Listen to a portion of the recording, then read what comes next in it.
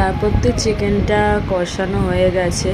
আজকে না আমার বর বলেছে চিকেনটা একদম কষাই খাবে, আর চিকেন না কষা খেতেই বেশি ভালো লাগে। যখন চিকেন বা মাটন হবে, হ্যাঁ, বা ও হাঁসের মাংসও খায়, আমি খাই না আমার প্রবলেমের জন্য, মানে যে কোনো মাংস কষা আগে খাবেই।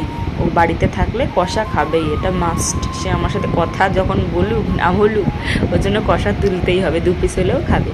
তো যেহেতু দুজন মানুষ অল্প করেই এনেছিলাম, বললাম তোমাদের আগের ভিডিওতে, তো ওই জন্যে কষানো চলছে। মানে আজকে বলতে গেলে কষা চিকেন, একদমই কোনো জল দেবো না, শুধু মশলা ধোয়া জল একটুখানি দিয়েছিলাম।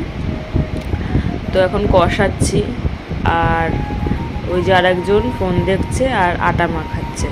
ওই আটাটা মাখাতে গিয়ে আমাকে হাজারটা কথা শোনাইতেছে। যাই হোক, আমি মাঝে মাঝে একটু এদের ভাষাও দিচ্ছি। হয়ে এসেছে চিকেন, নামিয়ে নেবো কিছুক্ষণ পর। অনেকে ভাবে যে ফেসবুকে আমার কেন, যার যার ভিডিওতে 5 লাখ 2 লাখ ভিউজ আসে, মানে অনেক টাকা পায়। বিশ্বাস করো, 2 সেন্টও টাকা পায় না, $1 তো দূরে থাক। তো তো এসব বন্ধ করো। আর আমি যে ভয়েসগুলো দিই ওগুলো নর্মাল, আমি যেমনি কথা বলি সেভাবেই দিই। তো যাই হোক, এখানে স্যালাড কেটেছে কি আমি কেটেছি, আর এই যে দেখলে কষা চিকেন, আর ওই যে আর একজন আম ভক্ত, তো আম কেটে দিয়েছি। আগে তো আম ছুতোই না, এখনও আম এত ভালোবাসে, এবছরে প্রচুর আম খাচ্ছে।